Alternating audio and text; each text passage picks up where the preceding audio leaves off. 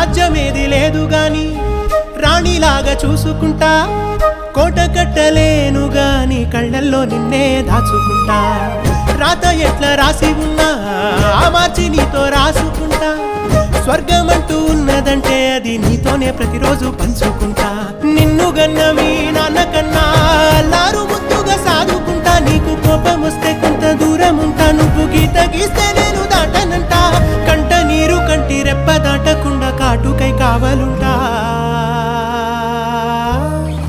రాంబాయి నీ మీద నాకు మనసాయనే